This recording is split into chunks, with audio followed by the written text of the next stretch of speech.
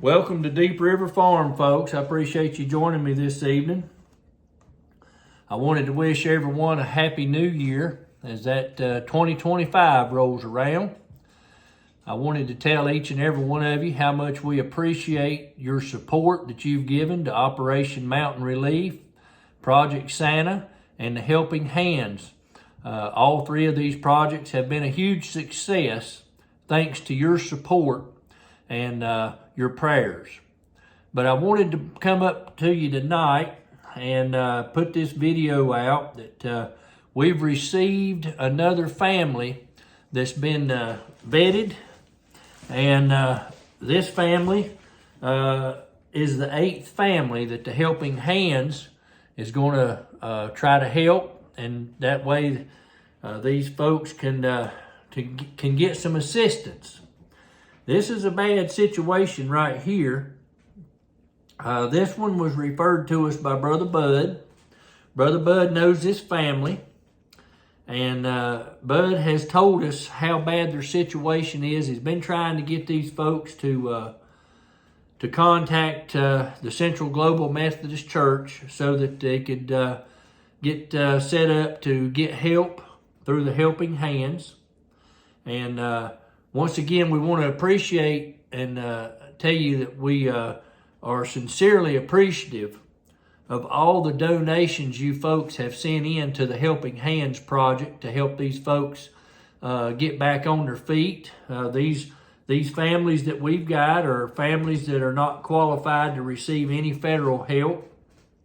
They're not on any federal program, nor are their kids or anything like that. No Medicaid, nothing like that. These are working people, and these folks are in a bad mess. And this one here is a prime example of how an insurance company will just hoodoo you any way they can. And I'm going to read you their story and let you hear how bad they're getting shafted. It says here, I apologize for the delayed response and your request for information about our circumstances since Hurricane Helene. Our world has been getting more difficult day by day. On September 27th, right as the storm started, a tree fell on our home and sheared the gas line off of the residence, flooding the home with gas, which forced us to evacuate to a neighbor's home right in the thick of the hurricane. After re-entry to the home, it was discovered that we not only had tree damage to the right rear of the home, but we also lost everything in our backyard and sustained structural damage to the residence itself. The foundation is cracked and uneven around the entire residence. The first floor is tilted to the rear of our property, and the second floor is almost 12 inches out of square, leaning to the left of our property, and the stairs are also separated from the second level of the home as well. I'm assuming that's on the inside. On October the 3rd, Greenville County, now this is South Carolina, folks, so this tells you just how powerful this storm was. We know it came up from the Gulf and plowed all the way up through the mountains of North Carolina. But this guy is in Greenville County, and the city is in Greer. And that just tells you how big this storm was. And but here's what he says. On October 3rd, Greenville County tagged our home as uninhabitable.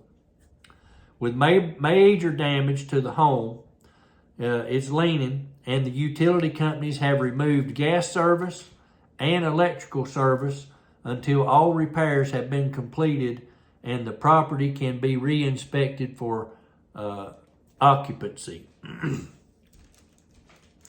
We are all really struggling to make advances on our situation since our insurance adjuster has disappeared. Imagine that. And will not respond to text or calls. We have found temporary residents in our neighborhood on a month-to-month basis, but the insurance has not approved for us any additional rent after the 1st and are now not returning calls or texts. We are also trying to figure out who to talk to for advice or direction on this, since the insurance is not responsive and we have never been through anything like this before. So evidently, if this is kind of like how car accidents go, the insurance company has been told, or the adjuster has been told, not to communicate with the policy holders. So they're going to try to drag this thing out and make this guy go to court after him. It looks like the insurance is going to force us to take out a loan or a second mortgage. So this family, folks, is paying a mortgage. They're going to be forced to take out a second mortgage, and they're also having to pay rent. Now, ain't that something?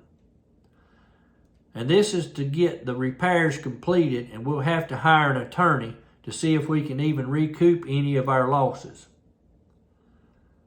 So they got a crushed car in the backyard. They're paying a mortgage. And I'm going to tell you this from what I've seen on other people. They're going to be forced to continue to carry homeowners insurance on a dwelling that ain't inhabitable, probably to the same clowns that won't pay his coverage. They're going to be required to take out a second mortgage on the home and pay rent to live somewhere else while these repairs are completed, and hire an attorney to try to recoup the losses. Now look at what's going on here. This is how insurance companies prey on people. This guy's going to have, he's got 3 mortgages basically at one time. The main mortgage, a second mortgage, and rent, just to try to get through his repairs, and then turn around and have to hire an attorney. The fellow here says, I really have a hard time asking for any help, but we don't have any choice now. So the insurance companies back these folks in the corner, and they're preying on people when they're most vulnerable. That's what they're doing. I'd like to know who this insurance company was, and I'd just tell you folks who it was. I'm going to try to have Brother Ross to reach out to them, and that way we can find out who this is, because I think people need to know. Now this house was not flooded. It was not hit by a mudslide. It was a tree coming through the house, and I'm sure it sustained water damage from where the tree went through because of the hurricane, all the heavy rain getting down inside the dwelling. But they can't claim that there was earth movement or flooding, so that's out the door. So this is a legitimate claim, if you ask me. But they're trying to break the guy down, somebody that don't have the money to fight them, because they're having so much money go out to just try to live. So the things he's asking that he's needing and help to look for. Anyone that has insurance experience to help us figure out what to do. Now, I think we can provide that information to him from the Central Global Methodist Church. And I think we can help him get an attorney through legal aid. I don't believe that'll be a problem for him. So that's something we're going to recommend to him. Because he's asked for a referral to a trusted attorney. Everyone that we have talked to requires a retainer, which we cannot afford. So we're going to advise to go to legal aid on this one. Any help with a deposit? I don't know what this is to, but it says directly to the Mount Valley Foundation. Not sure what that is. We'll have to find out what that is. They need help in securing a contractor that would be willing to do the work after the foundation is repaired. And they have had 3 contractors to come out, but none have provided a quote. It says, I guess at the end of the day, we're really looking for help on advice, obtaining quotes, and funding the structural repair and an attorney, help with the rent, help with the mortgage that they're already paying, and I'm sure they're going to have to continue to cover the home with homeowners insurance, which is ridiculous. Since we'd be more than happy to show the home and the deficiencies to anyone that would want to verify our situation. Now he provided a picture here. I'm gonna take the camera here so you folks can see this. This is a County of Greenville disaster inspection, and it's marked not habitable. So I wanted to show you that. There's no numbers or anything on that would give any kind of reference to the fella. We want to keep their identities private and respectful. We don't want to draw any attention to them. This was dated on 10/3, so they've been reluctant to even ask for help for 2 months, but they see now that things are piling up, and they got a mortgage they're going to be paying rent. The insurance company's going to force them out of this home on January 1 unless they start paying out of pocket themselves. So they're going to be paying a mortgage, paying rent, and then having to take out a second mortgage. That's 3 mortgages, basically, because rent and all that's just as high as the mortgage, if not more. He also provided pictures of the tree that fell through the house. It looks like it caught the deck as well. Not sure, but it looks like it caught the back corner of the deck. And then he sent a picture in where it looks like it caught a vehicle right next to a horse trailer. Looks like the horse trailer's got, that's a covered trailer. So there's a tandem, no, that's a single axle covered trailer that's also got a tree on it.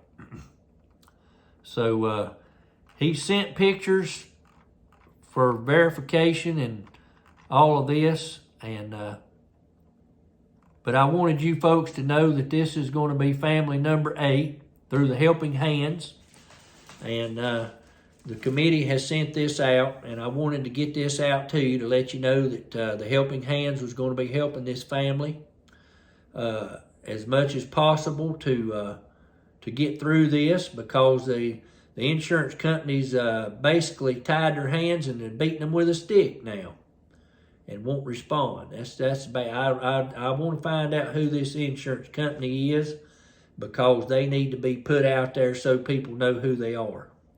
This is an absolute disgrace. I would hate to think that some sort of a reputable insurance company that calls themselves reputable would be putting a family through this. There's no information in here about where they've had any help from FEMA, and I doubt it, because they're non-existent up in that area. And this family is out of South Carolina. So this shows you the magnitude here of what this storm done. But I wanted to bring this to you tonight, folks. I appreciate you joining me. I'm going to put the donation information out there on the description.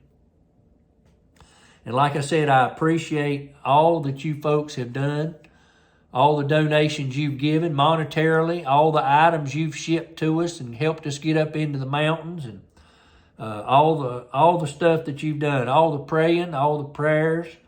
I had a church from Oklahoma call me yesterday wanting to help with the propane, and they're sending in money to help pay for propane, because that's going to be a major expense. We're expecting twice the bill next month of what we have, but praise the Lord, the monetary donations have come through, and we're able to do that between the Bethel Church and the Midway Church and Central Global. We've been able to absorb that and help, but only because you folks have been the ones donating. You've stepped up to the plate and hit a grand slam home run. And we appreciate y'all doing that. We appreciate the Lord laying it upon your hearts. Those that have been able and could afford to help donate to this project. And it's been a real blessing to see what God is doing in Western North Carolina, and how things are coming together, and how things are are provided ahead of when they're needed. That's a big thing. And we're seeing this time and time again, where the Lord has provided whatever's needed ahead of when it was needed. And it's just an absolute blessing to see this. But I appreciate you joining me this evening, folks. I just wanted to let you know about Family 8 in this situation, and it makes me mad that an insurance company that they've paid out, it don't say how long they've been in their house here or anything, but they've paid out to this insurance company, and now they won't even return their calls or text or voicemails. So I'm hoping to find out who the insurance company is, and I will let you know when I do. But I appreciate you joining me this evening. I hope everybody has a blessed new year, and continue to remember these folks. Next week there's a polar vortex coming. It's supposed to be just terribly cold, and this is going to put those buddy heaters to the test. Whether they're in a tent, a camper, a shed, or a barn, anything substandard housing is going to put these buddy heaters to a test. Even these homes that weren't destroyed, but they're cut off and still have no power, and they're trying to run off of a generator and supplement with these buddy heaters, it's going to put everything to a test. But be in prayer for these folks, and I know you will, and we just appreciate, once again, everything you've done, and a lot of you are continuing to support Operation Mountain Relief and Helping Hands, and without you folks, this would not be possible. And these folks in the mountains are so appreciative. They just can't hardly fathom the words to explain their appreciativeness of what you folks have done for them. So that was Family 8. I'm going to be reporting later on in the week. We've got some reports on the other families and how the money you have sent into the Helping Hands has helped them and the progresses that they've made. And we'll be getting those this week and let you know what each family has done with those funds. Thanks for joining. Y'all have a blessed evening. Thanks for joining Deep River Farm and Operation Mountain Relief and Helping Hands and Project Santa. All extend their gratitude for everything you folks have done. Have a blessed evening.